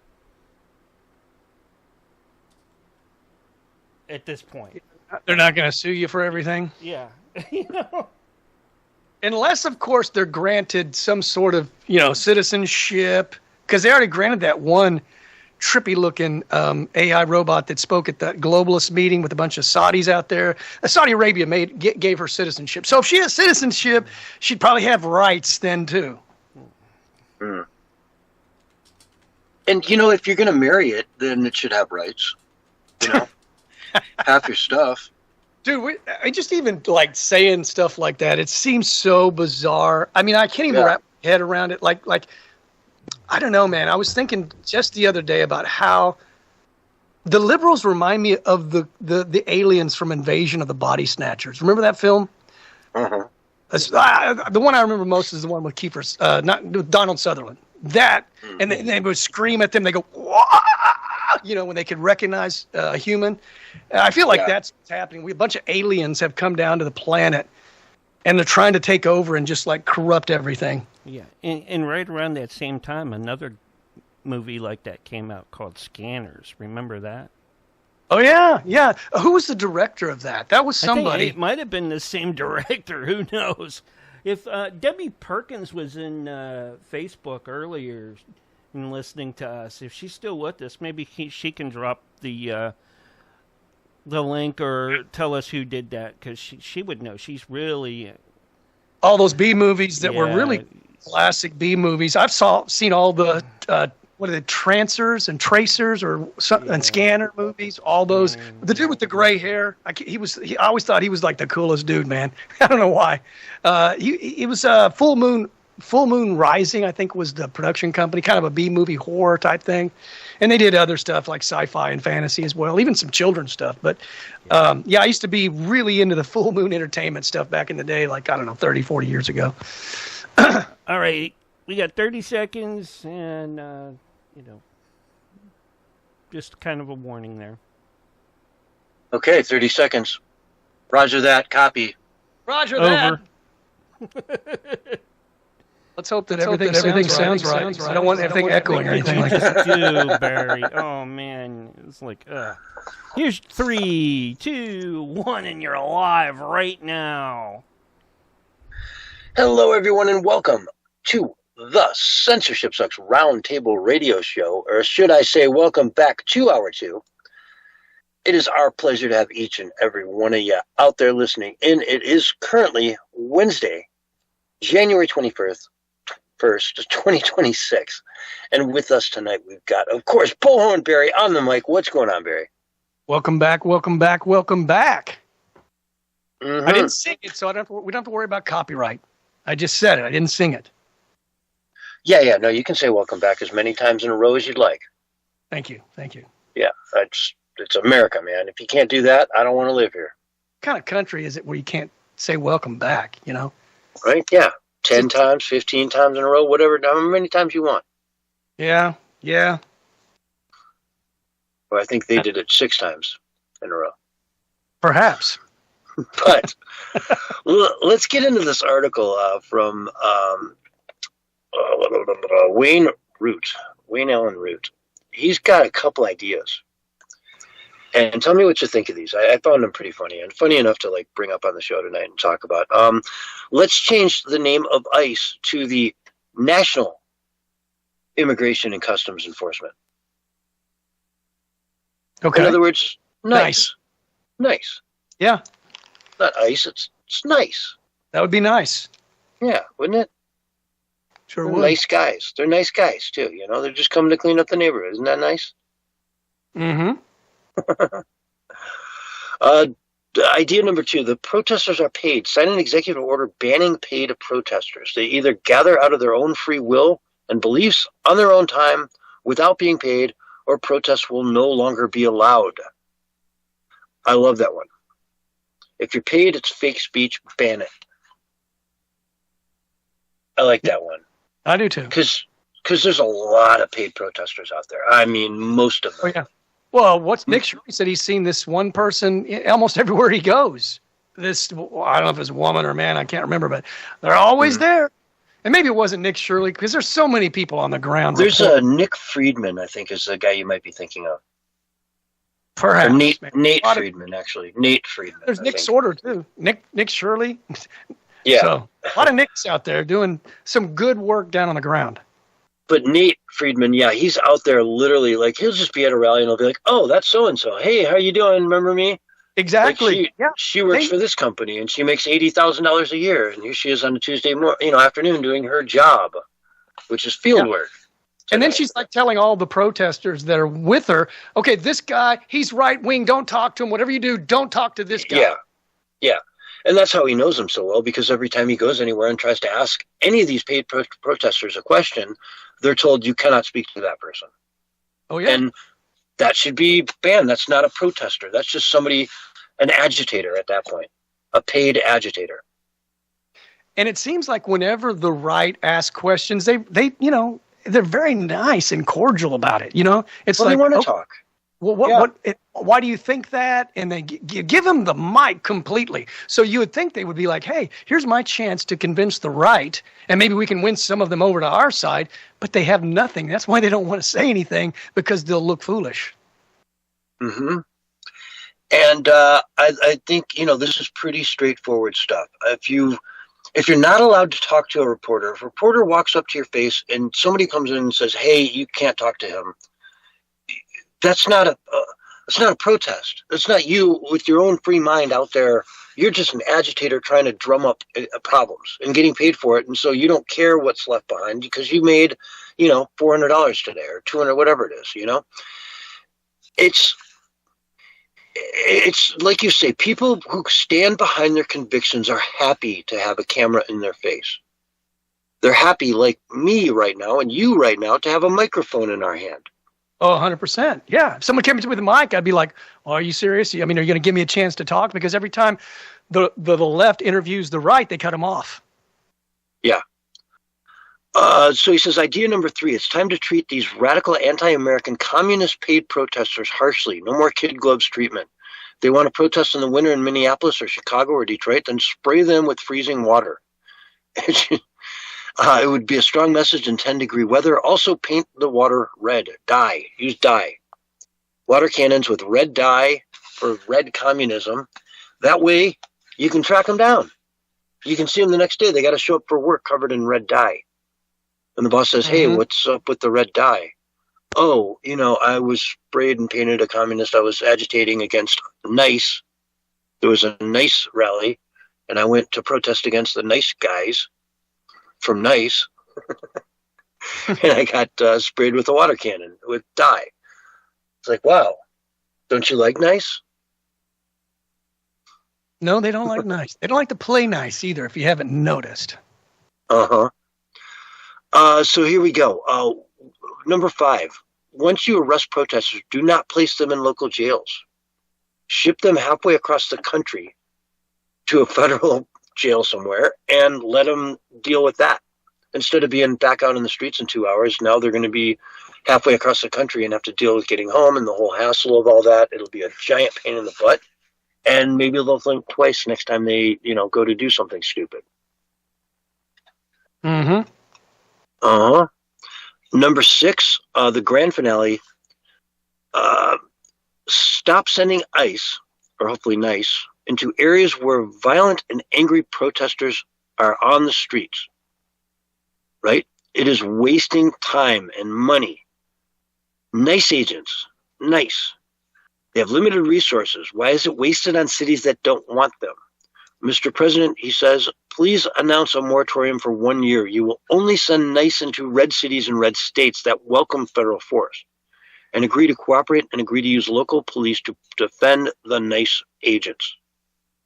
I love that.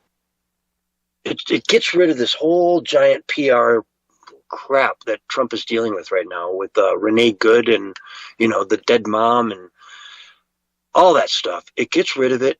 And it replaces it with them working in places where they are wanted, where they are seen as the good guys, as the nice guys, and where the federal or the local authorities will help them and work with them hand in hand to make sure everything is as smooth and safe as possible. And you won't hear much about it, but the numbers will grow and grow and grow. Let's face it, the red states are where we need to make the difference, where we need to make things better. They will all flee to the blue states and the blue cities and turn them even into giant, bigger crap holes. But we're not trying to win over Minneapolis. We're not trying to win Minnesota in the next election, right? That's been a lost cause since the 60s. We're trying to win the red states and solidify them and make them grow and be successful in big, beautiful places. So I love that one. That's a big one. What's I think that would be problematic for Trump, and here's why. Trump cares about Democrats just like he cares about Republicans. And he's reiterated this over and over and over again. He wants to work with Gavin Newsom. He wants to make California great. He wants to make Minnesota great. He wants to keep Minnesota safe. Yeah. So he can't not do anything. It's just goes against his nature.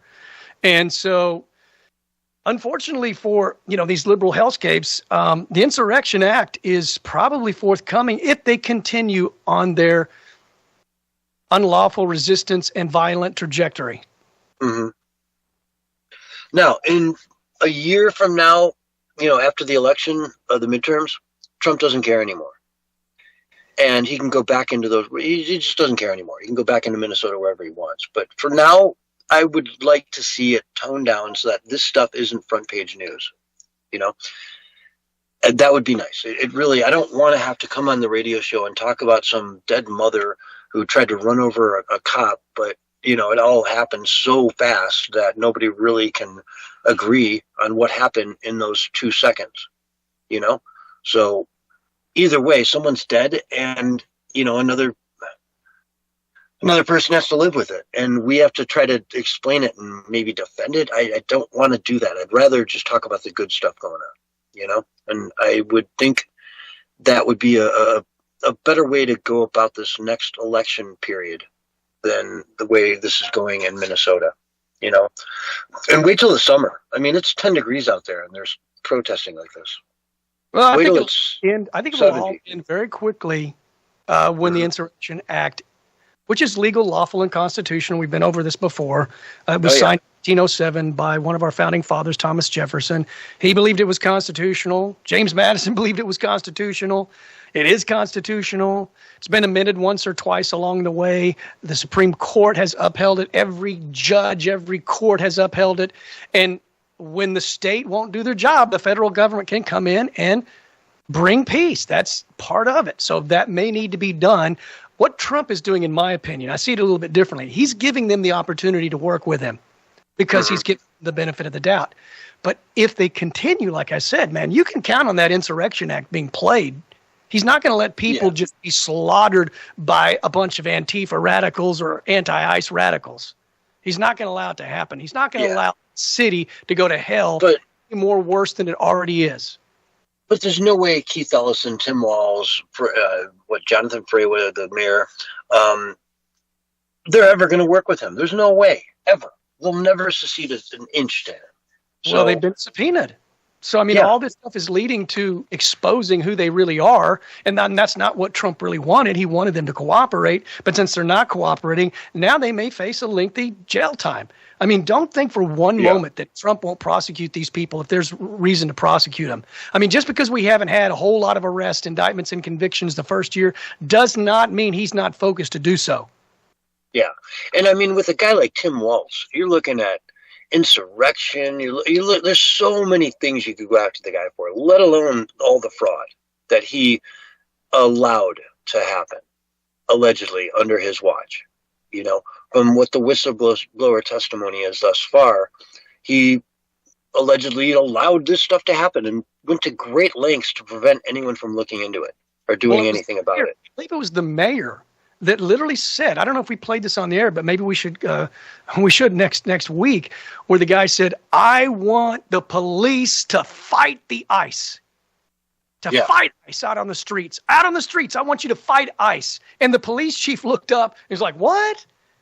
I mean, you can look at his expression. He was like, say what? So, I mean, I don't know how you could define that other than, some kind of a horrible confrontation. Yeah. Oh, man, that reminds me of the video of him eating the Somali food. I missed that one. Oh, my God. Was it terrible or something? It's a giant plate of, ground up beef or something on his plate. And, he takes a big old bite of it. And he just does this kind of look like it was nasty.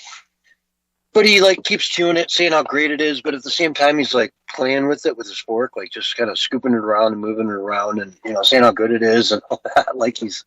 It just was a classic. Oh my God, this is the worst food I've ever had, but I have to make it look like I'm enjoying it. Sure. Oh yeah, he's like, oh, it's delicious, man. And then if you followed him back, he's throwing up in the toilet 5 minutes later. Yeah, or you spend the next 2 days doing that. Yeah. But I mean, not to say that Somali food isn't good, but he sure didn't look like he enjoyed it. Well, I mean, a lot of food from other countries are kind of if you have the American diet, it's very sweet. Mm-hmm. Everything, there's all kinds of toppings and dressings and everything. And food from other countries. I mean, I eat a lot of food from India at church because we had an international ministry, and most of from India or Burma. And the food was great, but most Americans didn't like it because it was very bland and earthy and sort of gritty and dirty tasting, like dirt. It was just some of the stuff just did not have real flavor. Oh, I don't think of Indian food like that at all. Wow, it's very flavorful. It's well, it like was a curry. Well, it was more Burma oriented than probably India, but and we had goat. I loved all of it myself. But they would put a lot of stuff that were green stuff in there that we can't even get at the grocery store. And that was what people had a problem with. They're like, what is that? It tastes like dirt. And I'm like, yeah, it tastes pretty good. It tastes like it's healthy. And see, I'm all good till you start eating with your hands. That's where it ends for me. Just make sure you wash your hands beforehand. Yeah, exactly. I'm just like, no, it's just yuck. Like if I went to India, I would without a doubt have a fork and knife and spoon on me at all times. Just at all times. and even then, you got to be so careful where you eat. It's well, with all that curry, man, your fingertips would probably turn yellow from the turmeric. There you go. After generations and generations. So anyway, let's while we're still up here, let's talk about Don Lemon storming a church the other day. What's up with that, Barry? I don't know, man. The guy's a clown. He's a real joke. He got fired from CNN, but he's still basically a CNNer, if that makes any sense. He's just doing his own now. And I mean, he knew they were going in there, and I kind of take a little bit different opinion about, like they want to arrest him. I'm not sure he did anything wrong. I mean, he just basically was reporting on it. He wasn't. You don't think it's wrong to go into a church and disrupt services over some political? I don't think he did anything legally wrong by reporting on them doing what they did. It's just like a lot of the reporters at the J6 insurrection. They went in, and a lot of those people, if they were on the right, they got arrested, even though they were just reporting. They weren't a part of the insurrection. They were reporting with their cameras and that kind of thing because they're independent journalists or they're civilian journalists. But, dude, he's Don Lemon in there with a bunch of nobodies from Minnesota, and he's live streaming ahead of time that we're going to go into this church and yada yada. He gave them the wind under their wings to so confidently know they're going to go in there and be superheroes because Don Lemon is there live casting this whole thing. Well, I'm definitely saying that he's innocent as far as that goes. I think he's a slime bag. I mean, there's no question about that. But did he do anything illegal? I don't want him arrested if... Well, that's what I'm saying. He didn't do anything illegal, even if he knew, and if he just stood back and did nothing and reported, I mean, I don't see how that's illegal. I think he's a slime bag. I think he loved every part of it. He was, kind of harassing the Christian pastor there, Now, Don Lemon was seen in a podcast or a clip that Keith Ellison put up the day of where they're talking about this kind of stuff. And so he sort of gave him the permission sort of to do it. And then Keith Ellison went on mainstream media, whatever left-wing site, and was asked about this, and he said, I don't see in any way, shape, or form how the FACE Act could be used to do this. It's only for abortion clinics, but it's not. The law, the FACE Act, the law that they'd use to go after anyone who prays out in front of an abortion clinic also applies to churches. So it's highly illegal. And I got to wonder if those people would have said, hey, do we really want to storm a church, guys? This seems like a scumbag thing to do. And at the last minute, they all said, yeah, let's just go get a pizza. Well, today it's, protesting in a church. Who knows next time what it is? It could be a shootout. It could be burning the church down. One radical in there decides, hey, I'm going to start burning the church down. And I talked about that, man. I said if Kamala won, churches would burn. And in these leftist hellscapes, that's still a real possibility. Yeah. I saw a video just recently the other day out of either Germany or France, and it was a bunch of pro-Palestine people going into a church with their head coverings and whatnot, very openly Muslim, holding up the V sign, V for victory, in a church while they're protesting in the middle of a ceremony, they're protesting for Hamas. Yeah. And that to me is what's next. That's the next level. You know what I mean? Well, it's if Christians did that to a mosque, they would be slaughtered. And the government wouldn't do a thing about it. There'd be 20 dead, and they would say, well, they shouldn't have gone into the mosque and done that. That's very sacrilege, and, nothing we can do. What I don't understand is everybody seems to be really upset about him reporting on what went on in the church, which I think was terrible, horrible, and awful. But when he said people need to go grab a gun to protect themselves from ICE, that didn't warrant an arrest. I mean, I'm just saying, dude, if you're going to go after somebody, get them when they've really done something really legally wrong. And maybe there is some gray area there. I don't know. But, man, I say make it a slam dunk, because otherwise the left will say, oh, look, you're coming against free speech. He's just a journalist. He's just doing his job reporting, and you're putting him in jail. You guys hate free speech. You see what I'm saying? But then they let him get away with saying, grab a gun to protect yourself from ICE. I mean, there's a big difference there. Yeah, it is. And I don't know, man. Is he a journalist just out doing his reporting? Maybe, maybe. But at the same time, did he kind of instigate this whole thing? Was he the idea behind it? Did he make it happen, so to speak? If he did, then he's guilty. If he was just there reporting on it, that maybe. But if he also lent his name to it, was it going to be 2 people, and then they heard Don Lemon's going to be there, so all of a sudden 30 people showed up? That changes things. That's what they're going to have to figure out, Yeah, that changes things. So, anyway, we were talking about some of the subpoenas, and I keep talking about these Smurfs out there, Smurfs. Tim Walz, Fannie Willis, Ilhan Omar have been, outed by Act Blue, which is a giant, massive funding machine for the left in America, for the Democratic Party. If you donate to a Democrat, you're probably going through Act Blue. And here's an article from Bob Cushman over at Gateway Pundit. He says, quote, if I told you that 72 senior citizens that average 76 years old donated $10,357,000 in over 485,000 separate individual donations, would you believe me?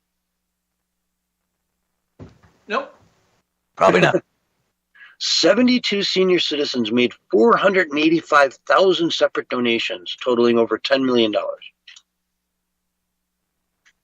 Yeah. And James O'Keefe's gone door to door asking some of these people if they made those kind of donations. They're like, no, I don't make that kind of money. I might have made $100 donation. Yeah, but 20,000 donations over the last 3 years? Of course not. 20,000? No, there's no way we made 1,000 donations to so-and-so for Congress in the last 3 years. But yet, that's what they're doing. They're finding people that donated once, and they're figuring, hey, these people are on our team. They won't really mind if we just use them as a Smurf. And then they funnel hundreds and hundreds and thousands of $20, $17, $18 donations through these people, to the tune of 72 of them having a combined 500,000 almost donations in their names. Things that would be, if you're dead senile, you just don't remember anything, but you love Donald Trump, and so every 5 minutes you go donate $10 because you forgot you just did it 10 minutes ago. Right? Mm-hmm. Okay, that's the only way this makes sense. It's like in 50 First Dates, there was that guy that had 15-second lifespan or memory span. Yeah. I mean, it's the fraud. It's so rampant and systemic in the Democrat Party. It's mind-boggling, man. And I don't think they could ever get to all of it, which is really sad, because a lot of people are getting away doing a lot of really bad stuff, man. And anytime you deal with, greed always has consequences, because someone else suffers because of it. Like all that money now can't, like you've talked about, it can't be spent in areas where it really needs to be spent, because it's been laundered and spent elsewhere in frivolous and in ways that it's been laundered. But these are political donations. So, when we talk about the fraud that came out of the COVID funds for to feed kids, that's one thing. This is laundering money into people's campaigns illegally. Of course. Right? It's bad. Foreign countries channeling. It could be China, Russia, who knows? Funneling money into our politicians to buy them off. Hey, just, keep an eye on this. You're about to get, 15,000 donations of under 20, between $16 and $20. Well, those kind of deals 3 hours never come one-sided. Like if somebody giving somebody money, somebody that gave the money expects something back. So if it's China, what do they want from us? Are they exactly? Do they want, what's going on there? So, the big thing again, and this is just, people accusing Tim Walz of being a Chinese asset or something, and maybe he is. I don't know. I mean, well, you say people, you're talking about the Kamala Harris campaign, but yeah, well, that's for another day. But, people think that he might be a Chinese agent or something like that. And if he is, that would be a terrible crime. Same thing with Eric Smallwell or whatever his name is. He dating Swalwell, yeah. I forgot his name. Dating that little Chinese spy. I mean, it makes you wonder. Yeah, it makes you wonder how much are they in on it, I mean, do they know? Do they don't know? I mean, why hasn't there been an investigation into that? Hunter went over to China and got all kinds of he got a big diamond and money and, and I'm sure they got him on tape doing all kinds of god-awful things, I mean, they honeypotted him left and right. Little boys, little girls, you name it, I could about guarantee it. I mean, I don't know. It's allegedly, but my Lord, they're handing out money to him like there's no tomorrow. Hunter Biden, whose main accomplishment is blowing bubbles on a paint canvas.